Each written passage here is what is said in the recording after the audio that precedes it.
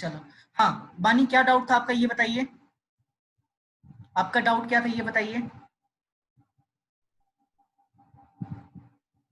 देखो, जब हमने P equal to m v किया, P equal to m v किया, तो इस वाले केस में जो वेलोसिटी है वो वेलोसिटी आप फिक्स रख रहे हो, वो वेलोसिटी आप फिक्स रख रहे हो, और आप ये वैरी भी कर सकते हो।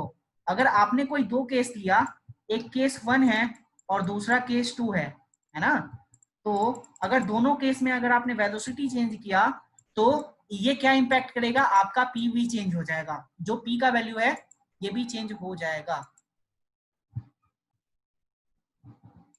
Momentum has both direction and magnitude. Momentum के पास क्या होता है, डायरेक्शन भी होता है, मैग्नीट्यूड भी होता है। Its direction is the same as that of velocity, और मोमेंटम का डायरेक्शन वही होगा जो वेलोसिटी का डायरेक्शन है ना, और इसीलिए ये क्या होता है, वेक्टर क्वांटिटी होता है। The SI unit of momentum is kilogram metre per second और केजी मीटर पर सेकेंड, और आप ये भी बोल सकते हो kg metre second to the power -1। जब आप इसे डिनोमिनेटर टू न्यूमरेटर में ले जाओगे तो पावर ही माइनस का हो जाएगा। Since the application of an unbalanced force brings a change in the velocity of the object, और अगर आप कोई अनबैलेंस्ड फोर्स अप्लाई कर रहे हो तो ऑब्जेक्ट के वेलोसिटी में क्या करता है, चेंज लाता है ना। It is therefore clear that a force also produces A change of momentum. ये तो समझ में आ गया ना। आप वेलोसिटी कब वेरी कर पाओगे, आप वेलोसिटी को कब वेरी कर पाओगे, अगर ये फुटबॉल है ना, फुटबॉल है, ठीक है, फुटबॉल है तो आप वेलोसिटी को कब, व्याख्या वीडियो ऑफ कर दिए, हेलो, ठीक है। तो क्या होता है, जो एप्लीकेशन है अनबैलेंस्ड फोर्स का, अगर आप वेलोसिटी में अगर मोमेंटम में चेंज ला रहे हो, मोमेंटम में चेंज ला रहे हो, अगर ये फुटबॉल मान लो कुछ, ये फुटबॉल है, ये पहले यहाँ पे था और अब ये फुटबॉल यहाँ पे आ गया, विच मीन्स अगर ये पॉइंट ए से लेके अब बी पे आ गया, ये पॉइंट मेरा ए था, अब ये बी पे आ गया। अब बी पे कैसे आया, मैंने कुछ इस वाले बॉल पे एक्सटर्नल फोर्स अप्लाई किया, मैंने इस वाले बॉल पे एक्सटर्नल फोर्स अप्लाई किया, ठीक है, एक्सटर्नल कुछ फोर्स अप्लाई किया, और वो फोर्स क्या था, अनबैलेंस्ड था, वो फोर्स क्या था, अनबैलेंस्ड था।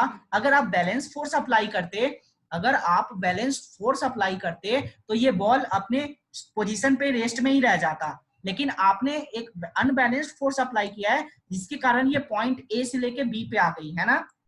तो अब ये बताइए, जो पॉइंट ए था इसका कुछ अपना वेलोसिटी रहा होगा, है ना, जो पॉइंट ए था इसका कुछ अपना वेलोसिटी होगा जब ये फुटबॉल रेस्ट में थी, है ना। तो इस वाले बॉल का मोमेंटम क्या आ जाएगा, मैं P1 कहता हूं तो मैं इसे लिख सकता हूं m इंटू U1। इसमें कोई डाउट है ये बताओ, मैं मोमेंटम कैसे निकालता हूं, mass into velocity. Please repeat. Okay, You are not audible. ठीक है, चलो, ये क्या है, since the application of N unbalanced force brings A change in the velocity of the object, आपने कुछ फोर्स अप्लाई किया जिसके कारण क्या होगा, आपने उस ऑब्जेक्ट का वेलोसिटी चेंज कर दिया, और फोर्स अप्लाई करोगे तभी वो वेलोसिटी जो है उस ऑब्जेक्ट का आइदर इंक्रीज होगा या डिक्रीज होगा। It is therefore clear that a force always produce also produce a chance of momentum, और ये जो फोर्स है ये क्या करेगा, एक मोमेंटम में चेंज होने का क्या करेगा, एक चेंज होने के लिए क्या करेगा, उसे बताओ, चेंज हो जाएगा आपका मोमेंटम, क्योंकि आप उस पर एक अनबैलेंस्ड एक्सटर्नल फोर्स अप्लाई कर रहे हो। Let us consider a situation in which A car with dead battery. अब ये बताओ, अगर कोई कार में डेड बैटरी लगा हुआ है, ठीक है, अगर कोई कार है, ये वाला हमारा कोई कार है, ठीक है, इसका बैटरी डेड हो चुका है, इसका बैटरी डेड हो चुका है, तो ये अब कार किस कंडीशन में है ये बताओ, ये कार अब किस कंडीशन में है, अगर इसका बैटरी डेड हो चुका Sir, है, rest. रेस्ट की Rest. कंडीशन में, ठीक है। अगर कुछ पर्सन मिलके इस कार को क्या करते हैं, पुश करते हैं, इस कार को पुश करते हैं, ठीक है, इस कार को पुश करते हैं, तो इस कार का क्या हो जाएगा, कुछ वेलोसिटी आ जाएगा इस कार में, इस कार में कुछ वेलोसिटी आ जाएगा, और वेलोसिटी के आने के कारण ये कार जो है कुछ डिस्टेंस ट्रेवल करेंगी, ये कार जो है कुछ डिस्टेंस ट्रेवल करेंगी, ठीक है, डिस्टेंस ट्रेवल किया तो इस वाले रेस्ट के कंडीशन में जब कार थी तो इस वाले में क्या होगा, इसका मोमेंटम क्या हो जाएगा, P1 इक्वल टू mu, ठीक है, क्योंकि इस वाले में क्या था, ये रेस्ट के कंडीशन में था, तो यहाँ पे आप u कंसीडर करोगे जो कि आपका इनिशियल वेलोसिटी हो जाएगा, जो आपका इनिशियल वेलोसिटी हो जाएगा। और कार में कुछ वेलोसिटी आ गया, कार में कुछ स्पीड आ गया, जिसके कारण इसने कुछ डिस्टेंस ट्रेवल किया, तो डिस्टेंस ट्रेवल किया विच मीन्स इस कार का अब वेलोसिटी चेंज हो गया। अब वेलोसिटी चेंज हो गया विच मीन्स अब इसका कुछ फाइनल वेलोसिटी आ गया, इसे मैं mv से डिनोट करूंगा, mv से डिनोट करूंगा। ओके, ये समझ आया। पहले इस कार का बैटरी क्या था, खराब हो गया था, ठीक है, जिसके कारण ये कार रेस्ट के कंडीशन में था, लेकिन कुछ पर्सन ने आके इसे धक्का दिया, कुछ फोर्स अप्लाई किया, तो फोर्स अप्लाई करने के कारण ये क्या हो गया, कार में कुछ क्या हो गया, कार में कुछ क्या हो गया, स्पीड आ गया है ना, स्पीड आ गया, जिसके कारण ये कार मूव कर पाएगा, कुछ डिस्टेंस ट्रेवल कर पाएगा। डिस्टेंस ट्रेवल किया तो एक पर्टिकुलर डिस्टेंस इसने ट्रेवल किया, तो कुछ इसमें फाइनल वेलोसिटी भी आ जाएगा, क्योंकि पहले का जो कंडीशन था रेस्ट का कंडीशन था। ओके, ठीक है, which is sufficient to start the engine. अगर आपने 1 मीटर पर सेकेंड के स्पीड पे भी लिया है इस कार को, तो ये सफिशियंट है कार के इंजन को स्टार्ट करने के लिए। If 1 or 2 person give a sudden push unbalanced force, अगर कोई 1 और 2 पर्सन एक सडन पुश कर रहा है इस कार पे, कोई अनबैलेंस्ड एक्सटर्नल फोर्स अप्लाई कर रहा है टू इट हार्डली स्टार्ट्स, ठीक है, but a continuous push over some time result in a gradual acceleration of the car to this speed. अगर ये कुछ टाइम तक ऐसा करता रह जाता है, फोर्स अप्लाई करता है, तो इस कार का कुछ एक्सेलरेशन चेंज होगा ही होगा, और एक्सेलरेशन चेंज होगा जिसके कारण क्या हो जाएगा, कार मूव कर पाएंगी। It means that the change of momentum of the car is not only determined by the magnitude of the force but also by the time during which the force is exerted। देखो, आपने car में कुछ force apply कर दिया, देखो ये आपके पास मान लो एक कार है ना, ये कार है, ठीक है, ये कोई कार है, ठीक है, अब तो प्रॉपर कार बना है ना, ये मान लो ये कोई कार है, मैंने इसमें कुछ फोर्स अप्लाई किया, ठीक है, अब फोर्स अप्लाई किया, तो फोर्स आपने कितने समय के लिए अप्लाई किया, फोर्स आपने कब तक इस पे अप्लाई किया, है ना, वो भी डिपेंड करता है ना कि आप इसमें मोमेंटम में लाना चाहते हो, मोमेंटम में कुछ चेंज लाना चाहते हो, तो आपने फोर्स अप्लाई किया, ठीक है, वेल एंड गुड, लेकिन आपने कितने टाइम के लिए इस फोर्स को अप्लाई किया, तो वो भी मैटर करता है। तो ये क्या कह रहा है, ये वाला क्या कह रहा है कि द टाइम, मोमेंटम और वेलोसिटी सेम है या अलग है? अलग है, बिल्कुल अलग है। जो मोमेंटम होता है वो इम्पैक्ट डालता है ऑब्जेक्ट पे, लेकिन वेलोसिटी क्या करता है, वेलोसिटी क्या होता है, मूवमेंट लाता है, मोशन में लाता है ना, ऑब्जेक्ट को मोशन में लाता है, ठीक है। It may then also be concluded that the force necessary to change the momentum of an object, और फोर्स जो है ये तो नेसेसरी है ही अगर आप ऑब्जेक्ट का मोमेंटम चेंज करना चाह रहे हो, और ये इस पे भी डिपेंड करता है कि आपने कितने टाइम तक उस पे फोर्स अप्लाई किया है, उस ऑब्जेक्ट पे आपने कितने टाइम तक फोर्स अप्लाई किया है और किस रेट में अप्लाई किया है, eight which the momentum is changed, जिसपे ये मोमेंटम चेंज होगा। The second law of motion states that the rate of change of momentum of an object is proportional to the applied unbalanced force in the direction of force। ठीक है, ये समझ में आया। Which means आपने अभी तक मोमेंटम पढ़ा, आपने अभी तक मोमेंटम पढ़ा, और ये मोमेंटम इस पे डिपेंड करेगा कि आपने कितना फोर्स अप्लाई किया। और मैं ये बता दूं कि आप अभी तक force F equal to ma जो पढ़ते आ रहे हो, ये जो फॉर्मूला है, ये फॉर्मूला ड्राइव हुआ था न्यूटन सेकेंड लॉ से, न्यूटन के सेकेंड लॉ से ये वाला फॉर्मूला ड्राइव हुआ था, है ना, न्यूटन के सेकेंड लॉ से ये वाला फॉर्मूला ड्राइव हुआ था, जिसमें आपने जितना ज्यादा फोर्स अप्लाई किया उतना ही ज्यादा मोमेंटम में चेंज आएगा, है ना, और मोमेंट आपने फोर्स कितने समय के लिए अप्लाई किया है वो भी मैटर करता है। जब आप rate of change of momentum करोगे, rate of change of momentum करोगे, तो ये और भी क्लियर हो जाएगा, ठीक है। ओके, ये समझ में आया, कोई डाउट है? अब मैथमेटिकल कुछ फॉर्मूला होगा, इसे हम कैसे ड्राइव करते हैं, mathematical formulation of second law of motion. अभी तक हमने सेकेंड लॉ ऑफ मोशन के बारे में जितना भी पढ़ा, अब उसका भी कुछ एक मैथमेटिकल फॉर्मुलेशन होगा। Suppose an object of mass m is moving along a straight line, एक ऑब्जेक्ट है जिसका मास m है, जो कि एक स्ट्रेट लाइन में मूव कर रही है, with an initial velocity u, it is uniformly accelerated to velocity v in time t। Velocity v पे ये एक्सेलरेट कर पा रही है, और कितने में, टाइम t में, है ना, by the application of a constant force F through out the time t, the initial and final momentum of the object will be p1 equal to mu and p2 equal to mv respectively. Okay, अब देखो मैं इसे कुछ example के through समझाता हूं। देखो ये कार है, ठीक है, ये मैंने एक कार लिया है ना, और ये कार का जब आपने कुछ फोर्स अप्लाई किया, जब आपने कुछ फोर्स अप्लाई किया तो ये कार पोजीशन ए से पोजीशन बी पे पहुंच जाएगी, है ना, पोजीशन ए से पोजीशन बी पे पहुंच जाएगी।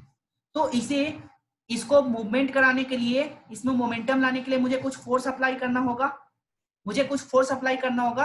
अब ये बताओ इसमें कार का जो मास है ये क्या चेंज होगा या एज इट इज रह जाएगा? दोनों केस में कार का जो मास है ये चेंज होगा या एज इट इज रह जाएगा? Sir could you please repeat, आपके उस टाइम बीइंग आवाज नहीं आ रही थी। ओके, मैंने क्या किया, एक कार पे कुछ एक्सटर्नल फोर्स अप्लाई किया, जो ए का जो पोजीशन है ये आपकी कार का रेस्ट का पोजीशन था, ठीक है, जब आपकी कार का बैटरी खराब हो गया, ठीक है, लेकिन अगर आपका जो बी का पोजीशन है, जब मैंने इसमें कुछ फोर्स अप्लाई किया तो ये पोजीशन ए से पोजीशन बी पे चली गई कार, ठीक है। तो मैं ये पूछ रहा हूं, एक सिंपल सा क्वेश्चन है, क्या इस इंटायर प्रोसेस में इस कार का मास चेंज होगा या नहीं? इस कार का मास चेंज होगा या नहीं, ये बताओ। No sir.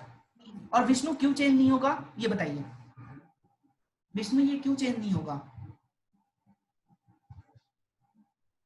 क्योंकि मास चेंज नहीं होता, सिर्फ वेट। ओके, क्योंकि आप इसी वाले कार को, कार की जगह आप कार को ही डिस्प्लेस कर रहे हो, है ना, कार पे ही फोर्स अप्लाई कर रहे हो, ऐसा नहीं कि आप कार की जगह ट्रक को पुश कर रहे हो, है ना।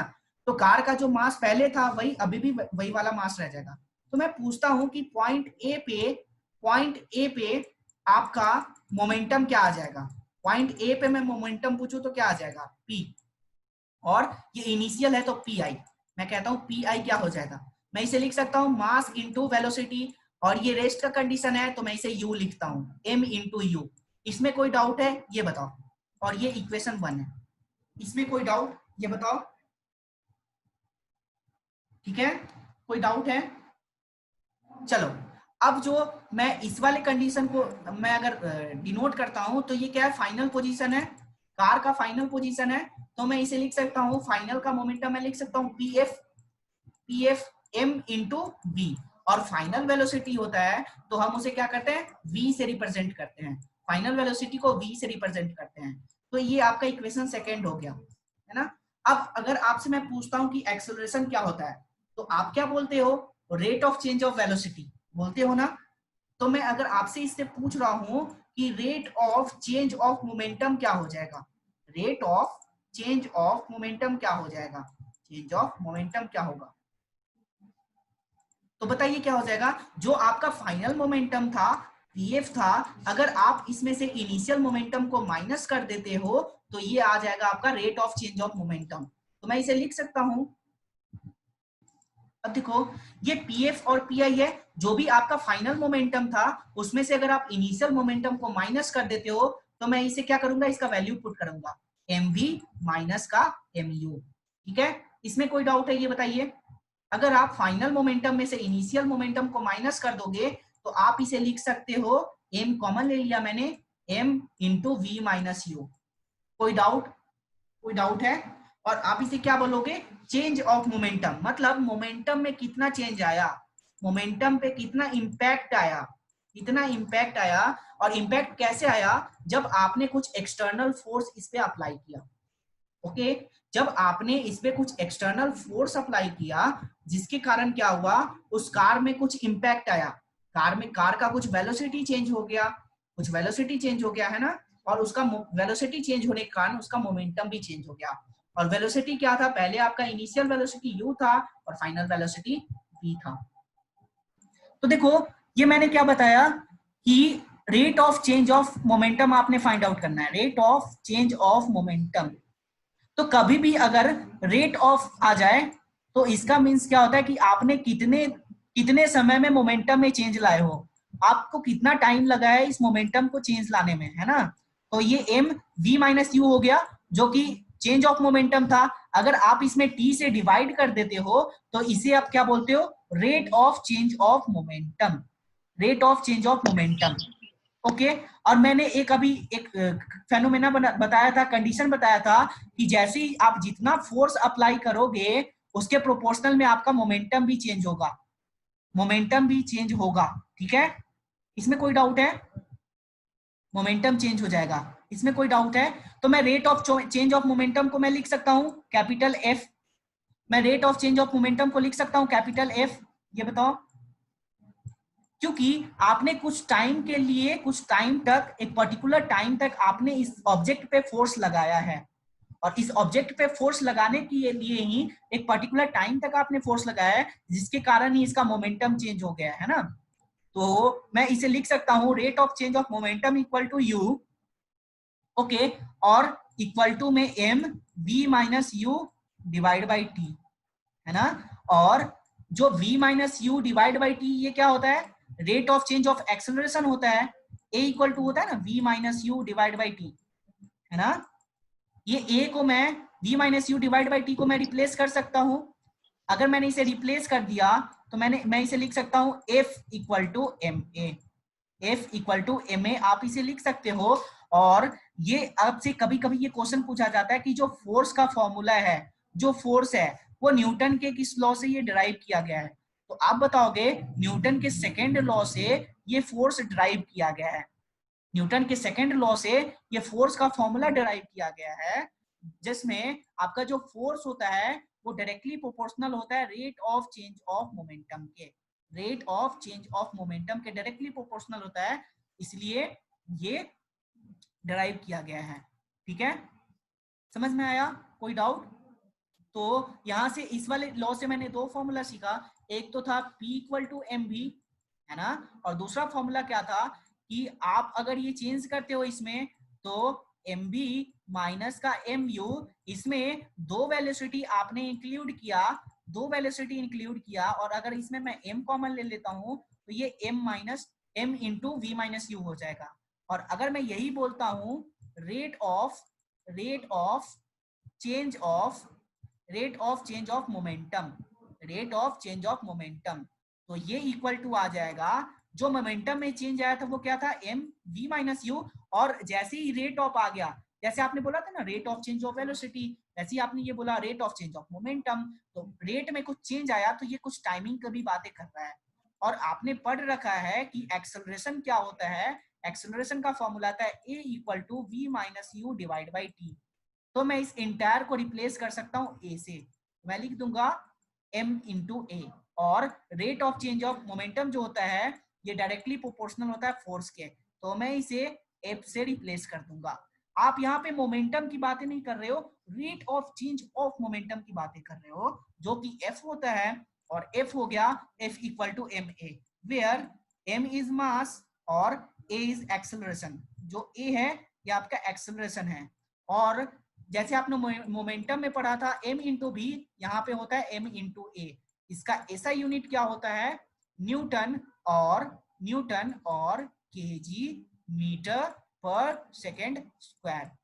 और इसका एक और यूनिट होता है, जब आप स्क्वायर को सेकेंड को आप न्यूमरेटर में ले जाओगे तो ये kg metre second to the power -2। तो वो एग्जाम में कभी भी किसी भी फॉर्म में वो ऐसा यूनिट दे सकता है और पूछेगा कि बताओ इसमें से कौन सा ऐसा यूनिट जो है ये फोर्स का होता है। ठीक है,